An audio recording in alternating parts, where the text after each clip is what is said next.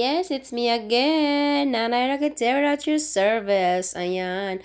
For today's video, guys, is sobrang busy namin today. Tapos, hindi pala ako yung busy, si Mads. Naglalaro lang talaga ako dyan, char. So, itong araw na to is naglalagay kami ng mga plans sa labas dahil kinabukasan niyan is party ng mga lalaki, engagement kasi ng alaga ko. But, yung party ng lalaki guys at saka babae magkaiba kasi the first Friday party ng lalaki but the next week na naman yung party ng babae. Napagod na nga ako dito sa 'di ba para akong tanga si Lolita talaga pinagdiskitaan ko diyan. Para akong tanga diyan. Wala naman akong ambag kasi hindi ako pwede magtanim kay mama. Matay man yung tanim sa akin. Oy, ayaw talaga nila sa kamay ko. Tapos, 'di ba? Gusto ko nang lumipad. Gusto ko nang lumipad. Para akong tanga diyan. Wala talaga akong nagawa diyan. Hindi ko yan natapos sa totoong usapan lang. Nagwalis-walis lang talaga ako kasi si Madam silip ng silip.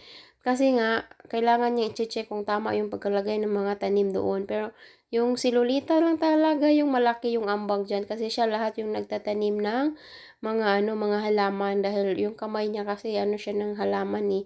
Diba may mga ganun naman talaga yung hindi hiyang sa'yo yung halaman mo. Ganun, ganun. Yung ginagawa ko dyan is nagdala-dala lang talaga ako ng walis para akong nasipian ng engkanto na engkantadya ng mga alipawres ng mga basta yun na yun. Tapos, ayan na nga siya guys. Hindi pa pala yun, pagka umaga, itatago pala yan. Iwan ko ba dito guys sa Saudi Arabia, pag magpa-party, pati ilalim ng hagdanan, lilinisin. Di ba hindi naman magche-checking yung mga pupunta ng party. Buti sana guys kung kukuha ka ng business permit ng karinderya kasi kailangan mo i-check lahat o saka bago ka makakuha ng mga business permit. O sige, silipin mo pa yung salamin dyan. Sobrang kintab na. Mas makintab pa yan sa noo mo. O, pak, ganyan. O, diba? Ganun talaga dito pag may party kami, parang baliktarin yung buong bahay para lang talaga malinis. Hindi ko talaga na hindi naman magchichiking yung bisita. Oy, charot lang. Tapos yan, dapat puting-puti yan. Maputi na yan siya, guys. Pero dapat walang ng kamay. Dapat lang talaga sobrang linis, ganon. Kaya ako naman, si Tanga, sige, linis pa more, kuskus pa more. Kaya nga minsan guys, pag nagtatanong si madam sa akin, ayan kumain pala ako dyan, nagutom na yun si mayordoma, pakain pa more. Sige, nagsalita dyan si madam, nakinig lang ako, punong-puno yung bibig ni Agata. Nagsasalita yan si nanay kasi magluluto ako. Diba? Tapos tapos nung lumabas ako guys, kasi tinuro na naman niya ni madam. Iwan ko ba to si madam? Parang may mukhang yung mata niya guys, para talagang microscope. Kasi lahat ng mga kasulok-sulukan, nakikita talaga niya. Kulang na lang talaga. Umakyat na dyan sa taas at makita niya talaga yung likabok. Hay nako. Yung mga madam ninyo parang mata ng telescope nga yung telescope, microscope nga yung mata. Lahat ng likabok nakikita. Yung parang engkanto, may third eye si nanay eh. Yung hindi ko nakikita niya. Ganun siya. Ganun kalakas yung mata niya, guys. Kasi nalinis ko na yun eh. Tapos bigla niya, Manilin, hindi mo to nalinis. O, diba? May third eye. Kasi siya lang yung nakakikita. Ako hindi. Ganun. O, diba? Nasa labas na yan, guys. Pero kailangan pa din siya pakintabin. Hindi ko talaga alam. Hindi naman makikita. Tapos, ayan na, guys. Dumating na yung mga upuan namin. Ganyan na yung ayos. Ay, nako. Nagsasayang lang kaya sila dyan ng tapos yan, nagluluto pa ako. Pero guys, pag inong party naman, ito lang niluluto ko sa lalaki. Dahil yung food naman is order sa labas lahat. Except dito. Kasi ako yung masarap magluto. Yan, huy, sana all. I'm proud to be myself. Char. Proud lang talaga. Sige, buhusan mo ng alcohol. Buhusan mo yan ng ano ba yan? Tapos yung lumabas ako guys, ayan, tedeng. Ayan na yung labas namin. Nalinis na ni Mads, ganyan na siya. Tapos ayan na yung mga tanim, mga bulaklak. Tapos ayan si Mads. Tapos yan lang. Tapos bumalik, nag-check lang ako dyan sa labas guys. Nakita ko si Mads na okay naman. Bumalik ulit ako dito sa loob. Tapos chinek ko naman yung gawa. Actually guys, yung trabaho ko talaga is checking. Checker pala. Ha? Tapos ayan, pasensya na kayo guys, yung boses ko medyo talaga. Guys, gusto ko talagang maranasan 'tong ganito soon sa buhay ko, yung magpa-cater ako, yung ganyan. Tapos kakain yung mga tao, yun bang pupunta yung mga tao sa atin na hindi mo na kailangan itago yung sala dahil may importanteng tao na ano, na kakain. Kasi naranasan ko talaga sa buhay ko yung pupunta ka sa party tapos hindi ka makakain ng sala dahil para lang yun sa pare, gano'n. 'Di ba? Yung gustong-gusto mo nga kumain nun pero wala ka namang magawa dahil hindi ka naman importanteng tao, char. Wala lang, nakuwento ko lang. Balik tayo dito sa aking ano, dito sa aking ginagawa, char. Ang sarap lang talaga magbalik tanaw sa nakaraan para gawin mo siyang inspirasyon, gano'n. Tapos ayan na nga ako, gumawa ako ng fruits, basta yung fruits i-arrange ko diyan. Nag-ano na ako diyan ha, nag-gloves na ako para wala naman kayong masabi. Kasi lahat naman kayo may masabi eh. Uy nanay, ba't hindi ka nag-gloves? Uy, wag, sabi ko nasa ano na yan eh, nasa voice message, voice over ko na nasabi ko, wag nyo na pakialaman yung wala akong gloves kasi wala talagang gloves sa amin. So, yung gloves na yan, hiningi ko pa yan. Hiningi ko yan guys, hiningi ko para makasuot lang ako ng gloves dahil nga may bisita kami. So, ayun nga, gumawa ako ng prutas para sa mga lalaki. Actually guys, wala akong video sa nag-start na yung party dahil sinarado yung pintuan namin. I mean, hindi siya saradong-sarado pero sinarado nila. Yung makakita ka na sa ng gwapo pero nabitin pa, char. Tapos, simple lang naman yung design ko, guys, sa fruits platter na to. Nakita ko lang to sa Facebook ko yata to nakita. I mean, sa TikTok ko to nakita, guys, na design. Tapos, ginaya ko lang siya. O, diba?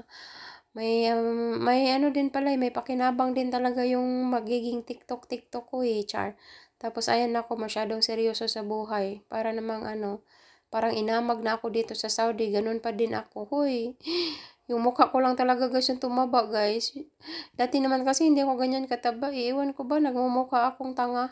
Tapos ayan, nilagay ko na yan dyan sa taas. Ayun, hindi ko na nga isa-isahin yung mga ginagawa ko. Basta naglagay ako ng mga prutas dyan. Tapos ang usapan, basta yun na yun siya. Oy, ako lang mag-isa dyan guys sa kusina. Sobrang pagod ko for today's video dahil ang dami kong ginagawa. Ako yung nag-a-assist ng mga tao. Ako yung nag-a-assist sa mga pumupunta ng ako lahat halos uma-assist sa kasi nga, mairdoma ako, char. Tapos, ayan na, matagal pa akong natapos dito. Hindi ko alam kung natapos ko ba tong video na to na inayos ko lahat or biglang nag-transition to, char. Tapos, di ba ang sarap ng, yan guys, yung pineapple ko, grabe, sobrang tamis niyan. As in, makalimutan mo yung pangalan mo, Charesh. Wala pa rin tatalo sa Ormoc na pineapple eh. Guys, sa Ormoc is the best pineapple in universe, char. Best pineapple in Philippines, sa Ormoc, o ganon. I'm from Ormoc City, sa mga bago dyan. If you want to visit my city, Ormoc City, the city, beautiful people. Ayan. Tapos, tinanggal ko lang yung liig niya, guys. Nigulgul ko yung liig niya. O, atay na. Tapos, tinanggal ko. Pero, mamaya, titingnan nyo siya kasi ilalagay ko yan ulit yung liig niya. O, diba? Ay, sarap mabuhay na nakakapagod. Pero guys, pag yung kasi yung pagod, itulog mo lang yan. Tapos na eh. Alam yung masakit? Yung sumahod ka na tapos lumipad. Ha! Hindi talaga mawawala yung sakit nun. Ha? Kasi walang natira sa'yo. Isang buwan mong paghirapan, resibo lang yung hawak mo. Pero, wala eh. Ganun talaga ang buhay. O, diba? Tapos, sige na nga, balik tayo dito sa kwento. Bakit saan ako napunta dito sa ko eh? Tapos, yan. O, diba? Hindi ko alam kung ano pa itong mga nakasunod dito na ko kasi wala na talaga ako masabi guys. Tinanggalan ko lang yan sila ng tapos hindi ko, yung kasi guys, yung balat niya, i-design ko yan siya doon kasama yung tinanggal ko na talaga yung, ayan na nga siya. Yung balat niya, dinesign ko pa din siya kasi ilalagay ko pa din siya on top eh. Para at least may kaanik-anikan man lang yung mga ko yung design ko. 'Di ba? Ito kasing amo ko, ang daming arty, tapos hindi naman niya alam kung paano i-design. Si nanay, utos lang yan ng utos sa akin. Pero, believe talaga ako dito sa nanay ko, guys, kasi kung ano yung ginagawa ko na alam niya na kaya ko na siyang gawin, hindi na talaga yan siya hindi ko na kailangan ng second approval niya na, okay, ano na ba to? Okay na ba to? Ganyan, okay na yan? Hindi, as in, okay na sa kanya lahat, basta ako yung gumawa. Tapos sabi ko, okay, tapos na. Magsisend na lang ako ng picture. Sabi niya, okay, good, very good. Yun lang talaga yung trabaho niya, guys. Taga very good lang. Wala naman tayong ambag sa buhay ni nanay. Ay, mayroon pala. Hindi ko alam. Basta, yan na yung design ko as you can see. Diba? Pero, ay, nakakapagod din minsan yung FW. Pero yung bang gusto mo nang humilata dahil pero wala kang magawa dahil may amo ka. Sobrang hirap kasi pag nasa bahay ka nagtatrabaho dahil hindi ikaw yung boss. Yung amo mo yung boss. Kaya nga, gusto ko talagang magsipag para at least man lang makaahon man lang ng yun bang yung hindi naman yung sobrang yaman, pero yung hindi ka na nangangamuhan. Kasi nasa isip ko yan lagi. Hindi mo kasalanan na pinanganak kang mahirap. Pero kasalanan mo na kung mamamatay ka pa rin mahirap.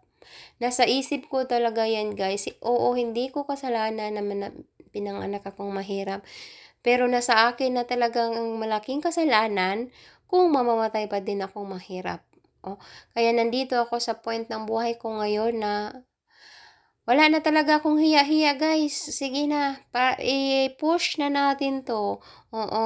Dito sa YT, dahil nasimulan na natin to yung effort natin, hindi ko na sasabihin na, okay, nandito ako, have for fun, this one. It's part of that, yung fun, pero yung malaking party talaga is yung kumita ako. Hoy, aminin ko na hindi na ako magpa-SF kasi mukha naman talaga akong pera. Well, aminin nyo, sino yung hindi mukha ng pera? Char.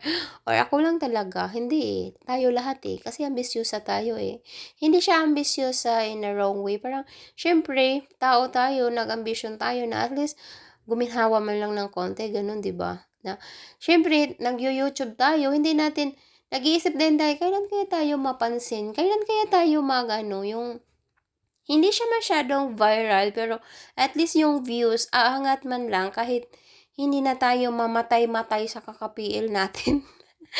Pero well, darating din tayo sa point na yan. So, ganun talaga. Dapat tiis-tiis lang at saka sibag-sipag lang at saka tiyaga-tiyaga lang talaga. Ganun naman talaga Kasi kung wala kang tiyaga, wala kang nilaga, char. Kung wala kang tiyaga, wala mangyayari sa buhay mo. Kaya kahit feeling mo pagod ka na, laban lang. Laban mga ninja kahit wala tayong kalaban, char. So, ayan na guys. As you can see, natapos na din sa kakadaldal ko. Ang ganda ko for today's be live, char. So, cutie, diba? Ganun talaga. Mana sa akin. Ang ganda, char. Diyan talaga ako believe sa'yo. So, sobrang